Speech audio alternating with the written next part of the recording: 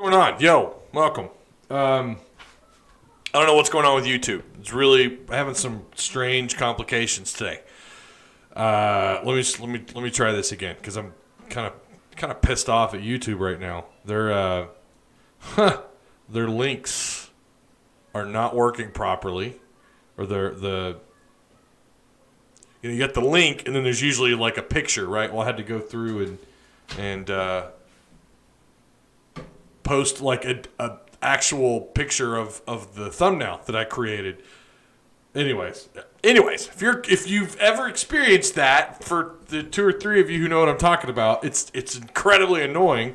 And apparently notifications also did not go out. So I don't know if YouTube's having some issues. I noticed this the other day when I uploaded the edited video. It had some issues. So let's try this again. All right, let's try this one more time.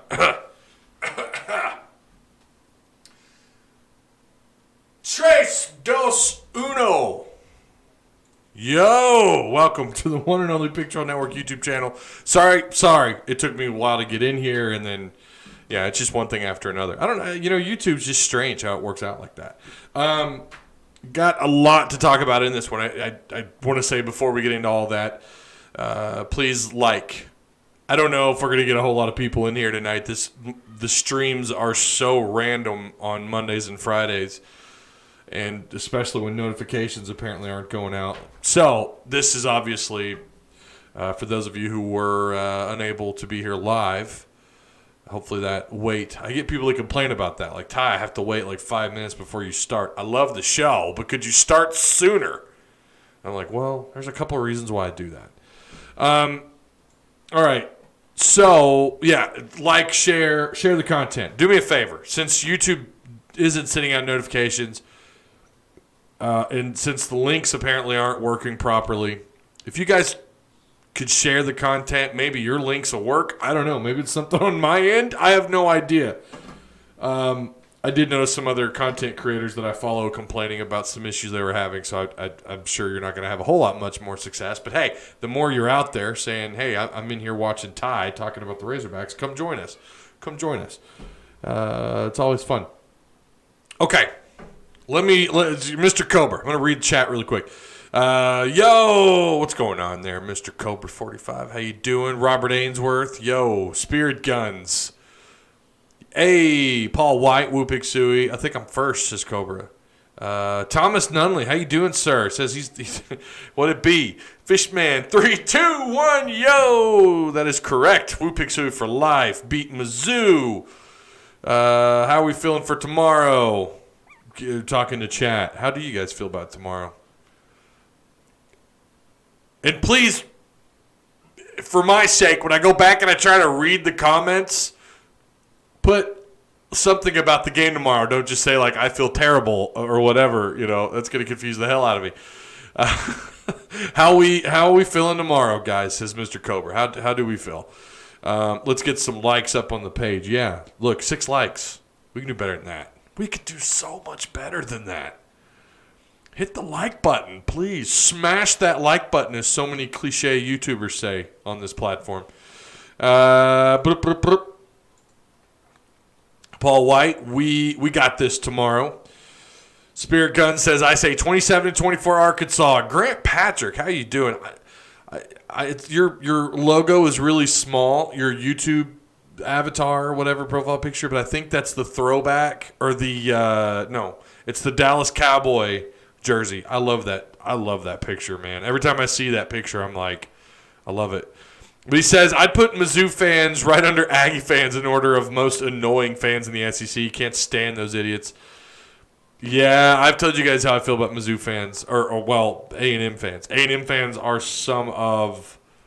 Look, they're in every fan base. Hog fans have plenty of them too, and especially Arkansas fans can be pretty bad. Because the Razorbacks, I feel like fans of Arkansas have a way closer, attachment to the Razorbacks. It's the only thing in the state. I mean, I know there's some natural fans up here in Northwest Arkansas. I know there's some in Springdale, but that doesn't hold a candle. You've got semi-pro ball down in Little Rock. the Travelers. I get, but no one cares, right? I shouldn't say no one cares. They're Farm League baseball, right? Then you got Arkansas State. I mean, they're not even – they can't even get Arkansas leftovers in the state of Arkansas. They struggle to out-recruit Louisiana Monroe in their own backyard. They're not relevant. Even when they're winning more games, they're not relevant. So Hog fans, there's an attachment to this program. And I get that Hog fans, they're wild about their Hogs, right? I understand that. I get the passion. But A&M fans somehow are worse. Through all that, A&M fans are somehow worse. I don't know how they do it. I don't know. I've said for a while I think they're a cult over there. I think they are a cult. They damn near – they do shave their heads, right? Isn't that part of what qualifies? We're still at 6 likes, guys. Come on. Help me out. Let's get some more likes. Holy cow. I asked for some help there. There we go. There's 7. We got 7. Take back the battle line. Take the battle line back, says Spirit Guns. Really random question, but how long did it take for one of your videos to hit 1,000? Well, it used to not take much at all when I was doing only edited content. Now when I put out edited videos, they don't do well. That one took more than 24 hours to hit 1,000. And that's because, I'm not putting out enough content. I'm just not. I do live shows, and then I try to get one edited video out a week. And they just struggle. They just do. I don't get very many questions about content creation, but I do appreciate the question. I like talking shop. I do. I like talking shop. I like talking about making podcasts and being a YouTuber and a content creator and, everything. Hog Talk has done so well. I have to brag on those guys over at ESPN or Ty Richardson and Tommy Kraft. They were ballsy enough to add us onto their Hit That Line podcast lineup. And then I got to credit, the team, the Hog Talk podcast team. We have, oh my gosh, I think about all the time and the hours spent creating and editing, doing the recordings and everything, like your typical run-of-the-mill, what you do as a podcaster, and then also trying to stay on top of social media. And that's why I tell people when they ask me what's the best advice, I would say don't be afraid to grow. I was afraid to grow. In terms of your team, people you bring on, I was hesitant. I'm not going to lie about it. I was hesitant about bringing more people on. But, we finally did, and it's worked out great. The Hog Talk is, holy cow. It's done so well. I don't even know what our total downloads are at, but it's pretty incredible. Our reach, I'll give you guys some insider information really quick. Our reach on Hog Talk, you can follow the Facebook analytics if you're, obviously if you run the page.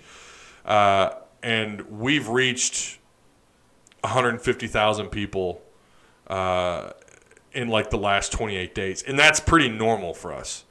It's probably higher. I haven't looked at it. If Kyle were in chat, he could tell you. He could tell you what our exact numbers are, but they're pretty incredible. So I'm going to toot my own horn for a second, and the Hog Talk, the rest of the guys, we work really hard to bring you guys good stuff, to bring you good content, and that includes the halftime shows and all the podcasts and trying to keep everybody up to date on social media.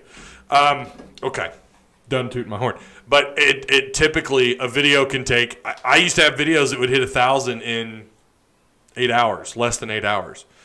Now if it's edited content, it can take up to 48 hours, and that's just, I don't put out enough edited content.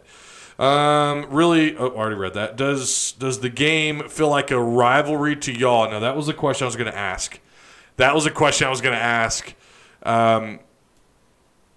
Spirit Gun says, because it don't for me, but I feel like it could here in a few years. That's, while we're on the topic, I have said, and I still feel this way, and I don't know that it'll ever change. People want to argue about, well, when you say that the Mizzou game is manufactured, well then wasn't the LSU-Arkansas game manufactured or manufactured rivalry? Of course it was. Of course it was. That's why it's never felt like a rivalry to LSU fans. They think of us the same way, even though Mizzou's kicked our ass, the same way we think of Mizzou. Rivalries have to organically turn into a rivalry. There has to be meaning there, right? Just beating Mizzou, and that's why they implement the trophy. Because outside of the trophy, what do you got? Take away the trophy. Take away the trophy. What is this? It's just another crossover game. It's just SEC. It's an SEC East opponent who's lucky to be top 4 in that side of the conference, and an Arkansas program that's been in the dirt for years now. Well, for a while. That's all this game is. You take the trophy out and the fancy little title. It's not a real rivalry. It's not. It's not to say that they're not worthy of our, of this being a rivalry or the other way around. It's forced. They took the LSU game away, which I did think that felt like. It never felt like a rivalry game, but Hog fans hate LSU. We hate LSU, not as much as we used to hate Texas, but it's still like there's this hatred here. LSU fans could Arkansas is an afterthought to that program, and that's why I said this year you had to beat them, because I don't know that who knows what happens between now and a year from now when you play LSU in 2021. But man, but anyways, that game had more of the makings of a rivalry than this one. Arkansas has beaten LSU when they're ranked higher. They've been a thorn in their side. Miracle on Markham's, beating them when they were number 1 in the country. Almost knocking them out of championship implications. Like there's more soil there, right? There's more. There's more of a grounds there to say that should be a rivalry. It isn't. It's not. I'm sorry. Both fan bases have to agree that it's a rivalry. It's just not. I know people are going to disagree with that. I know you guys will probably disagree with that, and there's going to be people who come in and watch this later who will disagree, and that's fine. I don't think it's a real rivalry. I don't think Mizzou-Arkansas is a real rivalry. Again, you take away the trophy, you don't have a damn thing. I think if Arkansas, and again, people are going to really disagree with this, but I think there's more of an opportunity. This is how little I think of this rivalry. There would be more of an opportunity that if Arkansas started playing Arkansas State every year for that to be a natural rivalry versus Arkansas and Mizzou. There's no bad blood between we feel like we should be on. We feel like we're the better program, even though they've, the record. They've owned Arkansas. Even when I felt like Arkansas was a better program, you could say the same thing about A&M. There's more grounds for A&M Arkansas to be that should be the rivalry because of the Southwest Conference ties. That's your most like in the womb rivalry in the SEC. It's for Arkansas in the SEC is Arkansas A&M because of the past, because of there is a hatred there and their fans hate us. And even though they have owned Arkansas, almost to the Alabama level. Alabama's obviously got some more time on A&M in terms of, the games in a row that they've beaten Arkansas. But there's more grounds for that. But I would argue that Arkansas and Arkansas State would be a better rivalry than Arkansas-Mizzou. It's not and again, if you feel that way, fine. Hey, more power to you. It's a rivalry to you. Let it be your rivalry. That's fine. I just don't think it's a real rivalry. I'm going to get caught up here. This is the problem with I wish there's an easier way to kind of scroll down and read all this.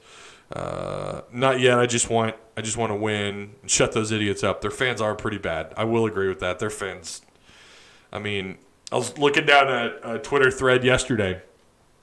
And I swear these guys, they think they're the next Florida.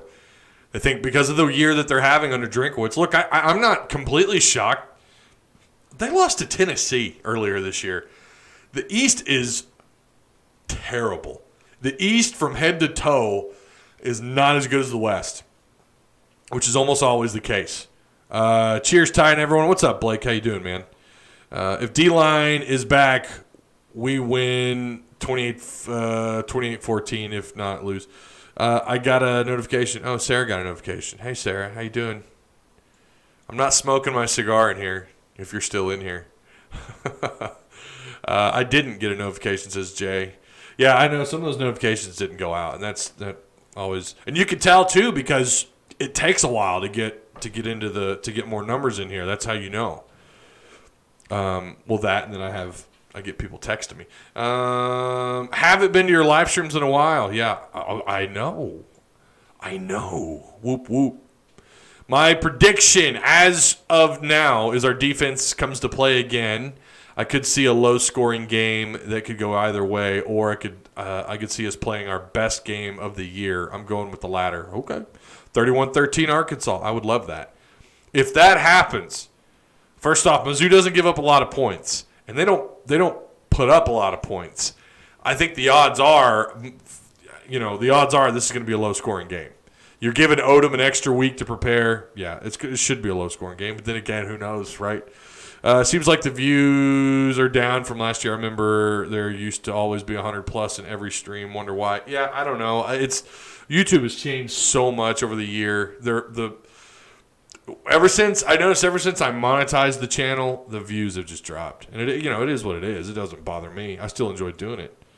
This message is held for review. Cannot be here for long. Hope you all have a wonderful day. I don't know why this was flagged. Don't forget to like the video and subscribe to the channel. Ty is my favorite person to listen before games. I don't know why that was flagged. I'm disappointed that was flagged and I just now got to it. I'm sorry. Arkansas is better than you think. I appreciate the kind words.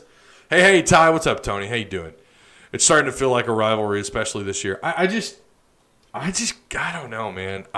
Their coaches, Drinkowitz tries to, make light of the game, and then has some little quirky comments, and then you had the linebacker. What was that? A couple of years ago, talking trash about Arkansas. It's like they're trying. I can't get on board with it. I don't know. Opinion on Wally Hall? Is he unknown or something? That's very random. That's a very random thing. Sup, Ty? What's going on, Smock? How you doing? Our rivals are Ole Miss, LSU, Texas A&M, and I think that's it, question mark. I don't know that Texas is even a rivalry anymore. Is it a rivalry when you play each other in any given sport once every 4 years? Maybe once every 3 years? I think rivalries have to be like now. If you went back to the Big 12, yeah, that rivalry lights right back up. What do you guys think of Urban Meyer? Possibly going to Texas. His wife looking up property down there. Oh my goodness, could you imagine? Oh, Urban Meyer, does he still have it? I don't know. I'm not going to call Mizzou a rivalry when they joined the SEC and became a rival during the worst stretch in Arkansas history. Isn't that the truth? I want to so badly for this to be the game that Trey Knox goes off for 100+ and a touchdown. He's my favorite wide receiver of our wide receiver group. I just want him to break out so bad. What's crazy is, I know there were people a year ago, coming out of the season, that believed Trey Knox would end up having the better year this year compared to Burks, but Burks would be utilized in different ways, like running the ball out of the backfield, kind of like what he's done this year, and that Knox would be targeted maybe as much or more because of the kind of year that he had last year, and he's just completely dropped off, and it's crazy to me. Lucas Coley said, we have a big surprise coming on signing day. Any ideas? I have no idea what that's about. Also, that dude is one hell of a recruiter. When is Arkansas basketball's next game? Do we have an overlap between Arkansas football and basketball on the same day? Okay, let's get to that. Let's get into it. It's good stuff here. Let's see. All right, so Arkansas and Bama, if you guys didn't know this game is rescheduled. The game is rescheduled. It is officially going down for a while there, and I recorded today's Hog Talk thinking that it wasn't happening. I thought maybe Mizzou would be it. I didn't think they would reschedule this Bama game, and they have. By the way, Hog Talk Podcast Friday episode is available today. We had some technical difficulties at the beginning of the podcast. Actually, it's kind of funny. Kyle, I hate to throw him under the bus like this. Kyle, I love you. You know that, man. I guess I've made some changes on my end, and I sent the what I had to him, and it's really hard to explain, but he put his part in, and underneath it, there's booing. booing at the beginning of the podcast. If you guys haven't heard it, you have to go listen to it. It's like it's our intro from the guy that does Hit That Line. He does the Hit That Line intros on ESPN. He does our Hog Talk podcast, whatever, part of the Hit That Line lineup. And there's booing as he's saying it, and it's pretty funny. So go listen and rate and review. Do me a favor, rate and review the podcast. Leave a written review. No, we need more written reviews. If you have iTunes or if you have if you listen to podcasts on your phone or whatever, you need to go rate and review that show. But anyways, that podcast is available today for download and listen to. So we'd appreciate that. But Arkansas, Bama going to reschedule for December 12th. So the SEC Championship now is taking place on the 19th. We don't have a time yet, but this was supposed to happen on December 5th, but now it's going to happen on the 12th. Trap game much? I'll take that. Are you kidding? You get some time to prepare? This could be a trap game for Bama.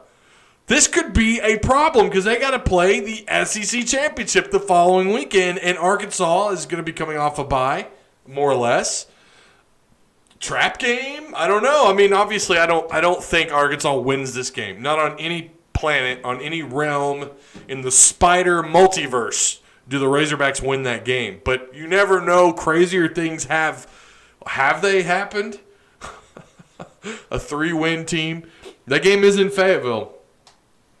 That would be unbelievable if Arkansas. I mean, just covering the spread would be phenomenal. So some more rescheduling. Arkansas basketball. Somebody asked. That game is going to be played tomorrow. So you're going to have the 11 a.m. kickoff tomorrow with Mizzou, and then right after that, you've got at 4 p.m. you're going to have Arkansas and Lipscomb. So that game was at 5. I kind of preferred that 5 p.m. tip-off, if I'm being honest. But now it's going to be at 4 p.m. So the game's going to end. You're going to have a little break in between there, and then you're going to have Arkansas basketball. So, hey, you got a whole day of Arkansas sports right back to back. You got to love that. I love that. That's why I don't mind playing this Bama game so late in the year. I kind of wish it was even later, if I'm being honest. But obviously you've got, bowl games to get played. Arkansas Lipscomb is played. It will be at 4 p.m. on SEC Network. Obviously, I think the Hogs, they should probably win that thing by quite a bit. Some recruiting news, Cameron Ball. I know we've talked about him. It's been a little while, but he's 6'5", 300-pound, 3-star defensive tackle. He's announcing his future school. That'll be on December 16th. He has moved his recruiting or his commitment date back. I think this is the third time, but December 16th, he's going to be announcing right now. As far as I know, and you guys are hearing it. Well, you're hearing. If you listen to the podcast, you already know how I feel about it. But if you haven't, then I feel like he's going to be a Hog. Right now, everything that I know about him, the people I've been fortunate enough to talk with about him, I think he's going to end up being a Hog. This is a big-time prospect. So he's not a 4-star. I get that. People are kind of, well, wait, how good is he? I don't know if there's him not going to camps or what the deal is. Someone who I really thought would get bumped up. He is big-time. There was a period of time where it sounded like he was going to get recruited to play on the offensive line at Arkansas. Some things have changed. It sounds like that's switched. Maybe that's why he's pushed his recruitment date back or his announcement back. I don't know. But, yeah, that would be a big pickup. That would be that'd be some much-needed help on the defensive line. Dominic Johnson. I have people in my comment section every time we talk about the running backs. Why aren't you talking about Dominic Johnson, Ty? Come on, man. He's a power back. He's like 6'2", 275. No, he's not. He's 6'1", 240. He is a big back. He is I can't remember Dearius Howard. You guys remember Dearius Howard? I can't remember his size. I want to say he was I think he was something close to that. I should probably Google that. But this is what Sam Pittman says about Dominic Johnson and TJ Hammonds about them possibly getting the ball more. He says on Johnson, he did a nice job while he was in quarantine. See, I didn't know that. I had no idea. We knew he'd been banged up. At least that's kind of what we were led to believe. But he's been quarantined. He's him and Turner, the 4-star wideout that everyone He's one of those guys. Anytime you have a 4-star come in, where's he at? Why hasn't he played? That's why he's been quarantining. He's one of those guys. But he did a nice job of staying in shape. He's looked good this week. The guy that's coming along a little bit is TJ Hammonds, he says. He's doing a good job. Dominic is probably a 3 right now, so meaning he's going to be third string. He won't make the 2 deep, but he could possibly carry the ball. But Dominic is probably a 3 right now, but has had a good week and he's in shape, so we won't have any problem giving him the football. So Dominic Johnson, the 6'1", I think he's 240, 238, 240. He's probably going to get some carries this week. I don't know how many. I want to see that. You talk about change of pace. Holy cow, that's a change of pace back. You're going from 2 smaller. TJ Hammonds isn't quite a scat back, but kind of is. A little bit bigger, thicker scat back. And the same thing with Treylon. Well, Treylon is a scat back. He's also thick, too. They're both pretty thick for being little scat backs. But Dominic Johnson is like the perfect – he just complements those two with that size. I wonder if we see him come in on short yardage downs. It makes you wonder how much success someone like that would have, though, considering, the 2 guards this year. The interior run blocking has been awful. It's been terrible. I don't know how much success he's going to have. And having said that, I don't know how many times he gets the ball. I would like to see him get the ball, 4, 5, 6 times. I would love to see them try to establish the run against Mizzou. Easier said than done. They're a pretty decent run defense. They're a pretty salty defense. They've got some pretty good linebackers. One of them talking trash on Twitter about Arkansas. What else is new? Like, they try so hard. They try so hard, and Arkansas fans. I said for a while, like, we got to try harder, Hog fans. I tried to urge Razorback fans to take this rivalry somewhat serious a couple years ago, and I failed. And I'm completely off that rock now. I don't think it's a rivalry. Anyways, Dominic Johnson and TJ Hammonds looks like they're going to get some touches. I mean, that's pretty obvious. Rakeem Boyd opts out. Spivey's in the transfer portal. So, yeah. The challenges that he's going to face, because he's a north-south runner, Dominic Johnson is.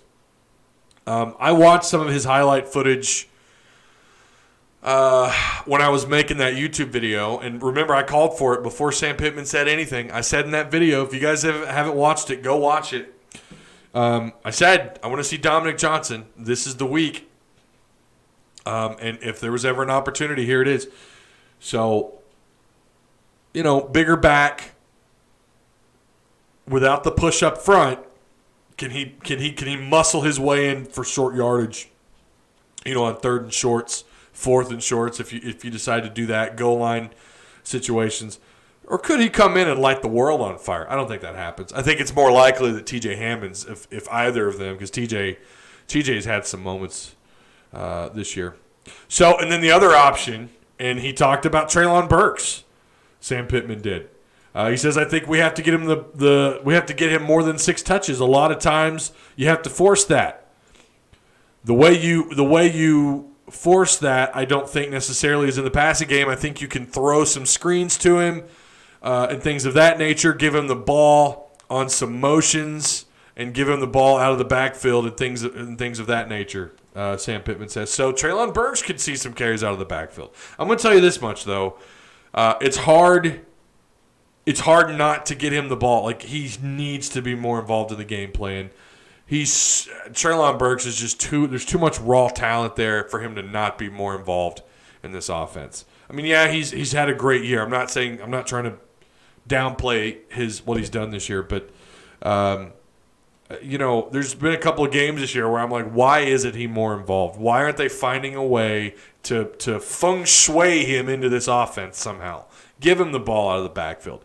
Throw him some more screens. Give him the ball out of motion plays. You got to leverage him as much as you can. And who knows? Mizzou is salty up front. You're going to have to get fancy. You're going to have to figure out a way to get that ball downfield. Play calling's got to be a lot better, too. Let's see. Hello. What's up, Jenna? How you doing, girl?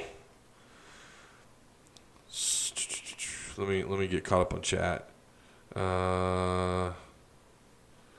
What bowl game do you think Arkansas will go to? Well, for a while, ESPN had Arkansas.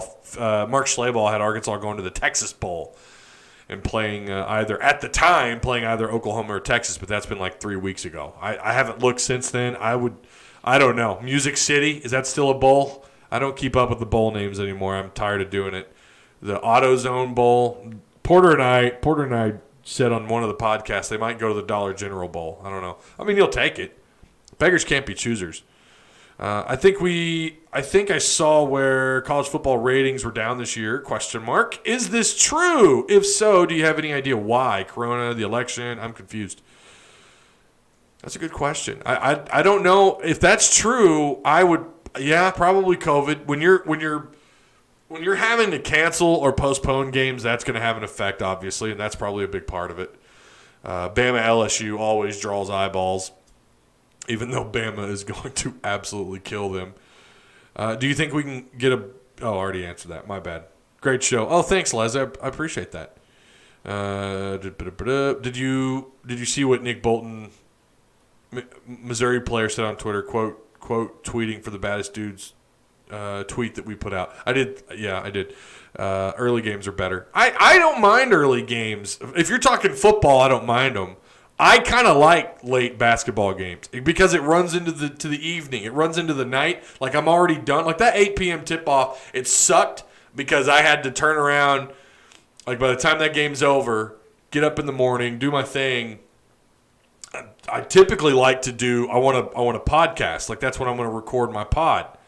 That went last Wednesday night. But they had the 8 p.m. tip-off. That did suck. I wasn't able to record, so I had to push it back to Thursday. But yeah, I mean, I don't really care, I guess, but I like this setup. I like this back-to-back. Who's your favorite recruit for the 2021 class? Holy cow. Let me pull that up.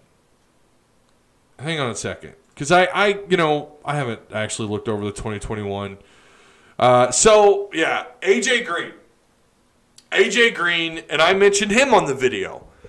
AJ Green is the guy that stands out as someone who can immediately impact the Razorbacks coming out of this class, right? Spivey's in the portal. Rakeem Boyd opting out, although the odds of him coming back for next year we knew he was going to go to the NFL. That's a no-brainer. Treylon has emerged. He's emerged more than I thought he would. I thought by this point Rakeem would be going off and Treylon would kind of be a guy that carried the ball 4 or 5 times a game. He has made himself a factor, and he's earned that spot. So, A.J. Green still, though, next year is going to be an awesome complimentary bag in the backfield. I like him. I like Rocket Sanders. Terry Wells, 3-star tackle. I'm told repeatedly he deserves a 4th star. He's a guy that's going to come in and maybe not compete, but could find himself into the 2-deep year 1, even at the tackle spot, which they, look, you've got a couple of guys. You got Cole Carson in this class. Cole Carson, who I'm also pretty excited about. Bryce Stevens, another lower-rated guy, but he's grabbed the attention of several schools. Katron Jackson. It's so easy to say this because these guys are 4 stars, but Katron might be the closest thing we've recruited to another Treylon Burks. Doesn't have that frame. Doesn't have that 200 and what was he out of high school? Was he 215 out of high school? He doesn't have that kind of frame. He's slender, but he is an athlete. Katron Jackson, I mean, if it tells you anything, Texas made a serious push for him, which worries me if Urban Meyer comes in and does take the Texas job. But Katron, Texas made a push, and he told him no. They even did a virtual tour, and then he did an independent tour, which was weird. We talked about that here a little while back. He just, I guess he checked out the facilities with no one around. Really odd, but I really thought he was going to end up committing to Texas. He commits to Arkansas, 6'2", 6'3", right in there, about 190 pounds. He could probably build some weight on, but he's not. He's the guy that I think we saw in maybe a Trey Knox coming out of high school. I think he could be that, like what Trey Knox did last year. I think he could be that. I think that's what he could do. He's not 6'4", 6'5", like Trey Knox, but he's got that taller frame. He's still growing. His film is fantastic. Anyone I've had the opportunity to talk to say he is one of the highest rated players that Arkansas could pick up out of that state this year, and they managed to do it. Big-time player on the field. Not a whole lot of negatives with Catron. But A.J. Green, 5'11", about 200 pounds. He's just under 200 pounds. I posted his highlight film on Twitter, and that did pretty well, actually, on Twitter a little while back. But if you get a chance, you just Google or YouTube. Go to YouTube and type his name in. Type A.J. Green, Union, Tulsa, Oklahoma.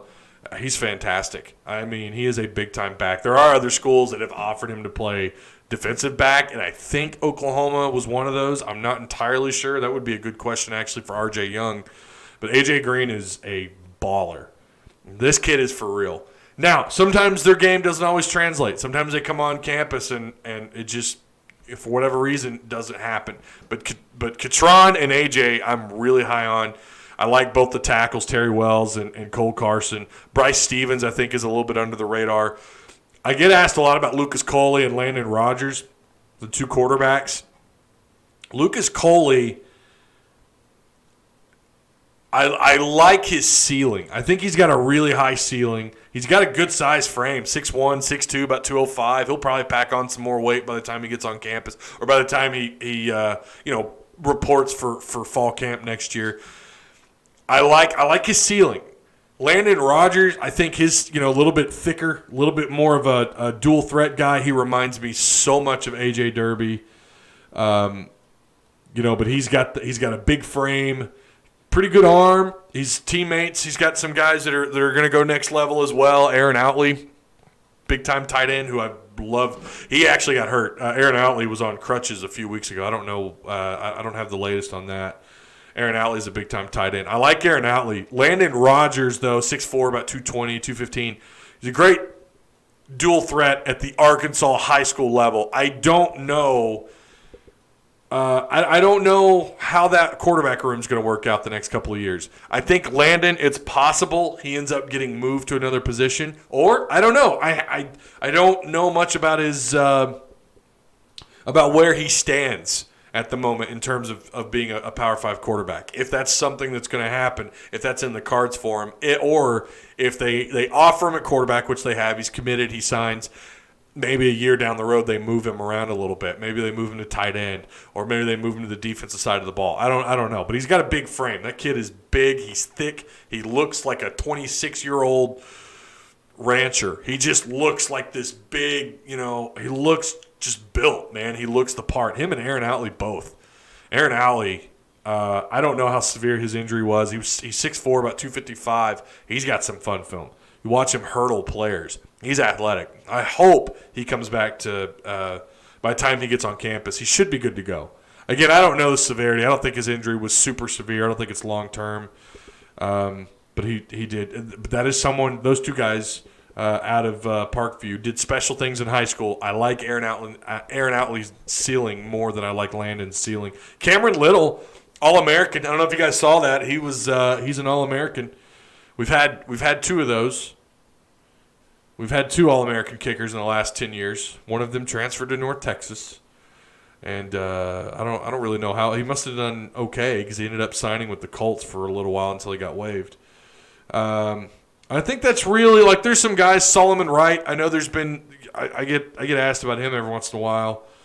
There's a little bit of hype behind him for a little bit. Kid out of Oklahoma. 6 foot, 275-pound defensive tackle. I think you've got some 3 stars in this class that are going to surprise some people down the road, maybe 2, 3, 4 years into their time here.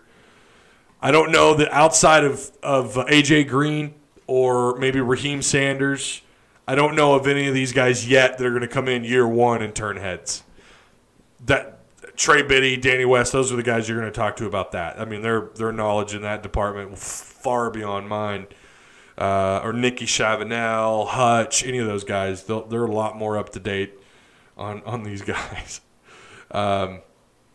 Who's the other kid? I was looking at another kid. Yeah, Jaden Wilson, this receiver out of DeSoto, Texas. Maybe a TQ Jackson kind of. He's 6'3", like 175 pounds. His most recent, his recruiting, it's not like it's blown up a lot. lately, but he did get an offer from Northwestern and Louisville just within the last 5 months. Northwestern's killing it right now, you guys. He does have an offer, a committable offer from California. So he's got I don't think he's moved up a whole lot in rankings, but 6'3", about 175 pounds in this 2021 class. He's nationally inside the top 1,000. He's considered at 247. He's a top 100 wide receiver, being recruited by Kendall Briles and Justin Stepp.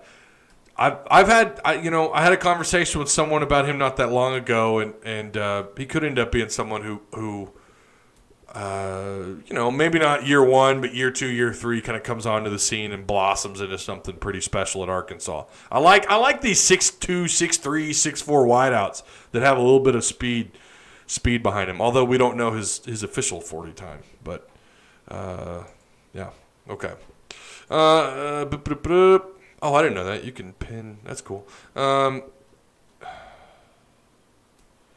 answered the bowl game question. With Frank's most likely leaving for pros, I wish we could get to a position where backup quarterbacks could get meaningful live snaps. That's a really good point, Mark. That's a really good point. That's something that these teams that blow folks out have such an advantage. They're able to get their 2s and 3s some reps. I agree with that 110%. Do we get Bell? Yeah, I already answered that, Mr. T-Dub. You're late. Yeah, I think they end up. You mean Ball, right? You're talking about Ball, Cameron Ball, who's announcing again on December 16th. Next year, I say we go 7-5, 8-4. Then we will win our bowl game in ranked. Possibility. Hey guys, finally made it. Good stuff, Ty. Oh, thank you. I appreciate that. All right, we're at 47 minutes. That's not bad. Thank you guys. Hey, 20 likes. Look at you. You guys are awesome. If you haven't already, like the show, like the video. Yeah, Mr. T-Dub, he will be. Yeah, I think right now he ends up being a Razorback. I do. I feel pretty confident he ends up being a Hog. All right, let's break down. And finally, I haven't even talked about the Mizzou-Arkansas game. Holy cow. We had a good show. That's a good sign to me when we're just now getting to the meat and potatoes. Really quick. First off, Arkansas Lipscomb basketball. Lipscomb, the Bisons, they're 1-2. That game, again, they've moved the game up at 4 p.m. I like the Hogs here. They ought to blow this team out. I don't even know is there even a line? I don't know, but Arkansas should win this one by, 15. Hopefully they don't play sloppy like they did there in the final minutes Wednesday night. Play a full game. I don't think we'll see a repeat of that this early in the season where they look that sloppy. The final 6 minutes, they get like 2 points. That's terrible. They should have hung like 85-90 on those guys. There's no doubt about that. I mean, I'm not complaining. I thought they still played a pretty good game. Assuming they don't play like that at the end, they should win that one by 14. Okay, the meat and potatoes. Football. Mizzou, Arkansas. I did pick the Razorbacks to lose in this one. What was my score? 29-21. I really, since Tennessee, it's kind of been one thing after another for the Razorbacks. Maybe they get all their bearings straight this week. I don't know. I like that they had that bye week. Mizzou obviously had to play. So I don't know if the thing I get asked so far, I've already been asked this twice, how much of an advantage is it having Odom as their defensive coordinator going against his former team? I don't know how big of a role that's going to play because it's a different philosophy on offense and defense, and they do have some personnel changes in certain places on offense and defense. So yeah, it's nice to have him. He's going to be familiar with some of these guys. There's an advantage there, sure, but Mizzou's playing pretty good football. They're 4-3. They get after the quarterback pretty good. They have more sacks than Arkansas with one less game on the year. I think they have like 3 or 4 more sacks than the Hogs do on the year. So they can get after the quarterback. They can get a little aggressive on defense when they want to. My concern has been, first off, I think cover 4, the cover 4 defense of Arkansas has been exploited. It worked for the first half of the season. Arkansas's secondary was greedy. They were Arkansas led Power 5 football for like 3 straight weeks in pass breakups. They led in interceptions. They still do. They still lead in interceptions in the SEC by like I think I had my notes in front of me, and I don't know what that number is. I think they're either tied for first or they still have the most picks by like 1 or 2. But that's been exploited a little bit. I think some of that's because of Hudson Clark. They're trying to disguise their coverage as much as they can, flip over to a little bit more man coverage, and that's when he gets exploited. You're talking about a kid that probably runs about a high 4.6, low 4.7. When you play tight man coverage, or even when you try to play line up 6-7 yards off the line of scrimmage, he still struggles. Zone, he's a great zone cover guy. He's got a long, lengthy body, big hands. He's alert for a freshman. We guys got to remember, people who are saying that he's, this, that, or the other. Got to remember, he's a freshman out there. Red shirt, but still he's a freshman. But he can break on the ball pretty quick. And his timing needs a little bit of work, but at times this year, his timing to make contact with the receiver as soon as that ball is in his vicinity is pretty solid. I think I don't know where he's at in pass breakups on the year, and that's kind of how you get those pass breakups. When you make contact with the receiver as he's catching the ball, that's not necessarily swatting the ball out. It's forcing the receiver to drop the ball. It can still, and it's weird how they do this, it can still count as a pass breakup or pass defended, PD. He's pretty good at that. Mo Brown's pretty good at that. Catalan has been pretty solid there. Fouché, I think his cover skills need a little bit of work. So I think that's kind of what's going on here. I think the secondary has just, I don't know. There's just been enough eyeballs on him to exploit what's going on back there. And Hudson is a liability at times. At other times, he's capable of picking you clean. So, or forcing a pass breakup. Mo Brown not targeted a whole lot because he's kind of the strength between your 2-3 corners that they'll rotate. The back end, obviously, Catalan. He's playing like an All-American. Could very well end up being first team All-SEC this year as a freshman. Could be. We know it's Arkansas. We get screwed all the time. I know, but I like the direction where the secondary is going. But right now, they've just been exploited a little bit. And I do think some of that also, it's on the front seven. We're not getting enough pressure on that quarterback consistently. Yeah, Jonathan Marshall could push the pile and can get in that quarterback's face. There's no doubt about that. Gregory was kind of coming on there. Coates has come on a little bit. But when they get pressure and all of a sudden the pocket breaks down and a quarterback can whirl out of the pocket and throw the ball 15, 20 yards downfield, or not that that's really been a problem this year, but is able to break loose and find an open receiver, there's something going on. There's a breakdown with our front seven to figure out how to shut down that quarterback, and it's putting it all on the DBs to make up for that, for what's going on up there. Great. Again, linebackers have been phenomenal. I mean, Morgan, you talk about the light switching on for him this year. He has been incredible. Bumper Pool, one of the best open field tacklers on defense in the SEC. Now, watch him when he gets in the backfield. Or when he meets a running back at the line of scrimmage, at times he lets him slip loose a little bit. But he is a phenomenal tackler. Jonathan Marshall can get pressure. They're not getting sacks. They're putting it all in the secondary. And there's been times this year where a quarterback has had entirely too much time. They do really well at pressuring. For a while there, they were incredible. For a while there, for the first 4 or 5 games of the year, it was like, my God, it's all going to come together. They're going to start racking up sacks. It still hasn't happened. And the pass rush has come down a little bit. Now, LSU, you didn't have, how many defensive tackles or how many defensive linemen did they not have for the LSU game? Right? I mean, nobody. I mean, you're rotating out like Miller, the other kid that came in with Treylon Burks from Warren. You're rotating guys that were not expected to even make 2 or 3 deep this year. I mean, you were struggling, and I get that.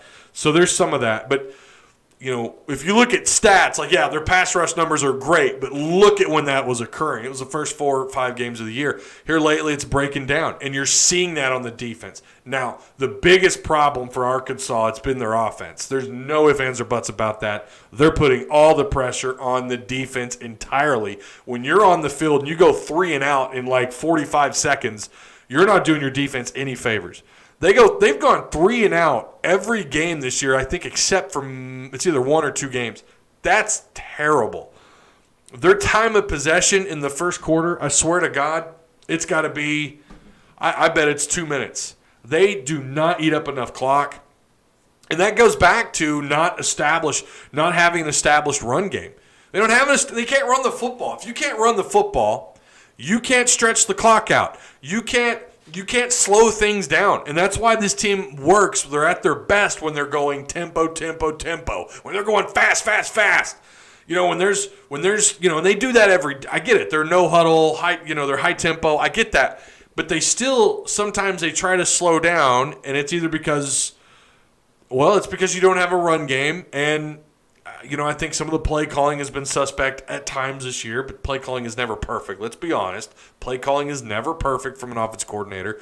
But at times it's been, I'm not going to say Chad Morris-like, but, probably like Jim Chaney, year one, year two Jim Chaney. Like, it's just been a little head-scratching at times. So they're at their best when they're going fast. If you want to slow things down, got to get some run blocking up front, man. The interior all five guys, but you've got to get everyone up front block, and your tight end's he's got to be pushing linebackers out of gaps. We're just not seeing enough of that. There's so many problems up front, and it's now we're seeing pass blocking start to break down this year. And I know we're having some injury issues in a couple of positions, but we're rotating guys around still a little bit here and there. But the root of all of this is the offensive line. That's the root of, I think, Arkansas, like 60% of their problems. Now, don't get me started on special teams.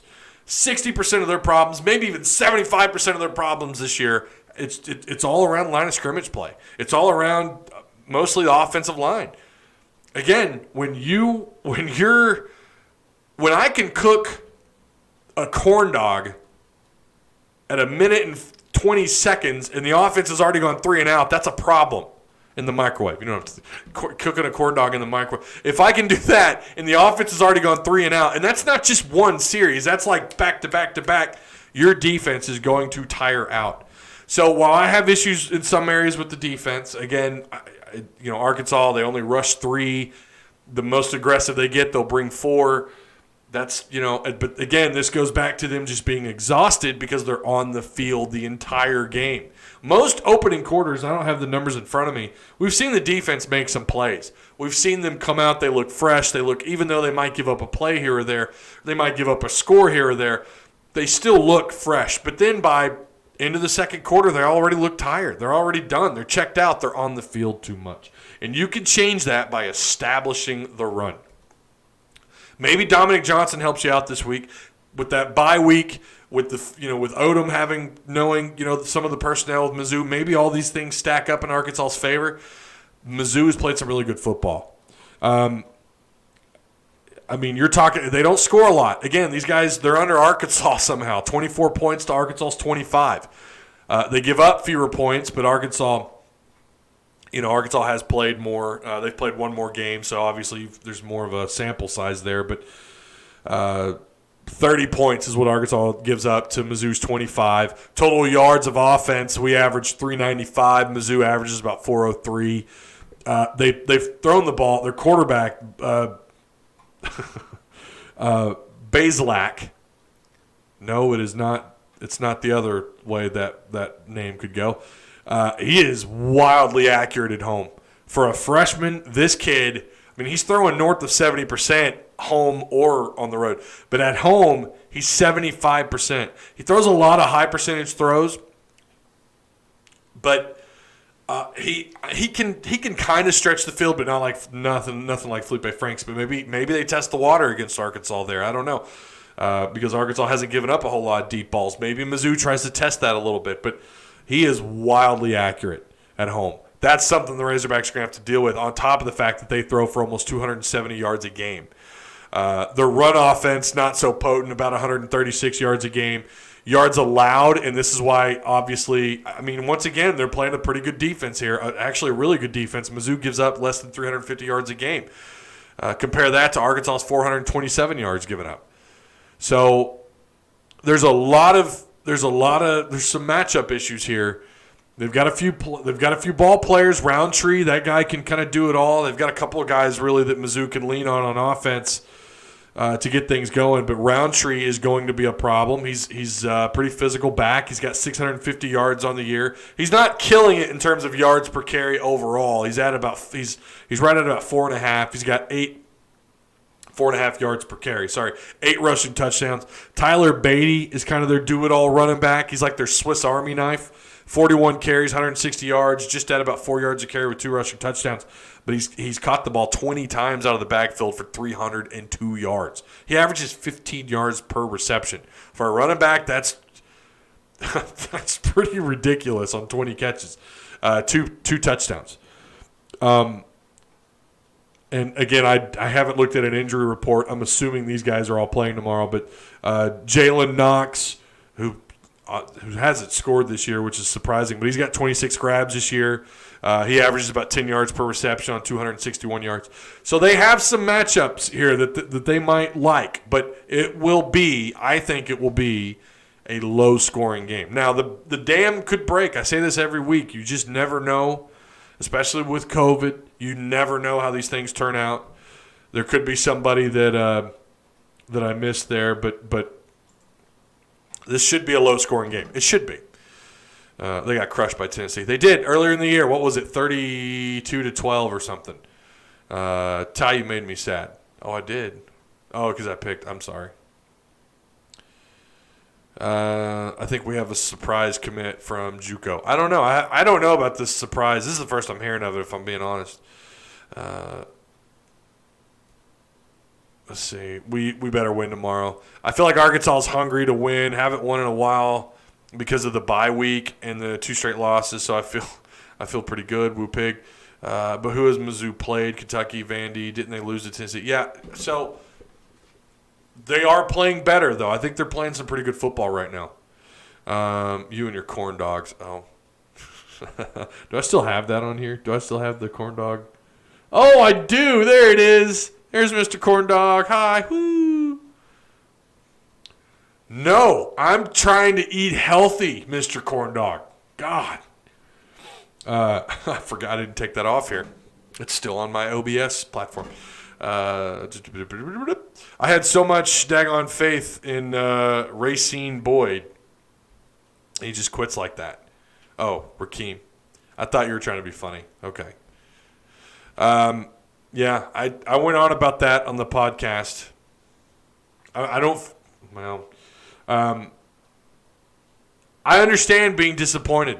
I do. I get it. Especially with Arkansas fans. They loyal to this program like nothing else. I mean, we bleed Razorback red. There's no doubt about that. Well, Cardinal red, but you know what I'm saying. We bleed the Hogs, right? And when someone leaves like that, Razorback fans get all up in a roar. But some of the things that were said across social media, some of these people, I think, need to get some help. It was really ridiculous, some of the stuff that was said about Rakeem Boyd. It was his decision. Got to respect it. I wish he'd finished the year out. We still don't even know the full story. We don't know if there's more going on. There's all sorts of rumors, including coming from local media, too. People don't know the entire story. There's a lot more going on. So I'm not gonna.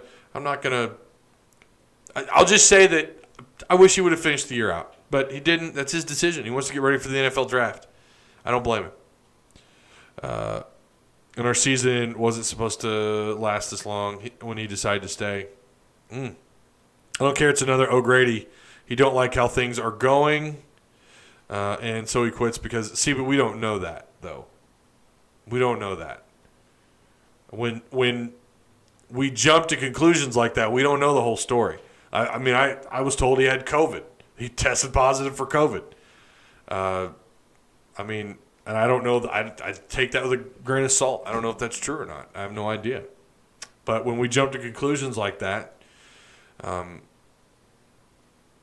Shine O'Grady stuff, we knew. Like that was public, right? We knew about that. And he came out about it later. So, yeah, they did. So people keep bringing up Tennessee, guys. I mean, Arkansas. Look at Arkansas. I mean, they're a little bit different team than when they were 5-6 weeks ago. For better or for worse, they're different. They're a different team. That happened earlier in the year. You remember when was that? 2007, when Arkansas got crushed by USC? Look how that year turned out.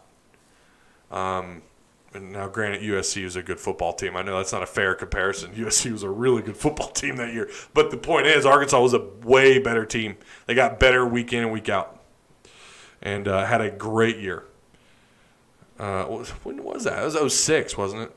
Yeah, Mitch Mustaine, Damian Williams, Springdale 5, Gus Malzahn. Oof. Mixed feelings from that year. All right, I do appreciate you guys for stopping by, coming through. Remember to look, how many likes are we at? What are we at? Oh, 26 likes. Look at you guys. I appreciate that. If you haven't already, go listen to the Hog Talk podcast. I go solo on that one. It's just me. Again, we had some technical issues in the beginning of that. I don't know if Kyle straightened those out yet or not, but it's a good podcast. Kyle interviews Mizzou's. What is that guy's name? I just had it up here really quick. Let me pull that up. I'll tell you guys. I want to know your predictions really quick if you've got them. If you haven't already, let me know your predictions. I'm going to pull his name up. I swear. I'm horrible with names. Adam Spencer. Newsletter editor, writer, columnist, occasional podcast co-host for Saturday Down South, Mizzou grad, and a Corgi dad. So if you were curious about that, he is a Corgi dad. But that's who Kyle interviews. It's a good interview. And, 35-31 Hogs, says Arkansas Wolf. Boy, that'd be great. That'd be great. I'd take that. I mean, I'd take anyone. I feel O'Grady had a bad attitude. Yeah, O'Grady had some stuff going on. Him and Chad didn't see eye to eye. Do you blame him, though? 20-16 Arkansas, says Spirit Guns. Okay.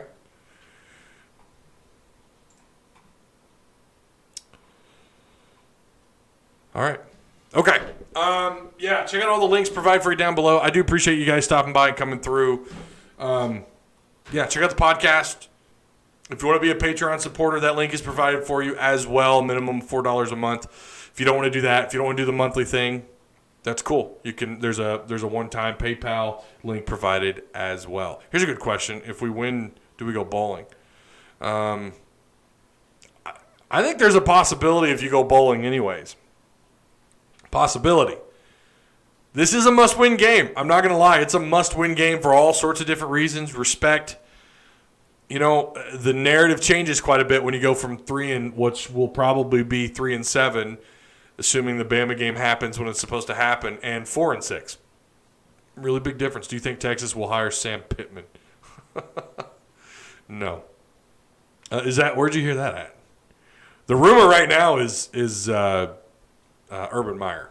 I say we go bowling. It's not going to be a good bowl, but it's a bowl game. We haven't had one of those in years. Yeah, it'd be nice. It's going to be nice. Yeah, it's been a little while. It's been too long since Arkansas's been to a bowl game. All right, I'm going to go feed my kiddos.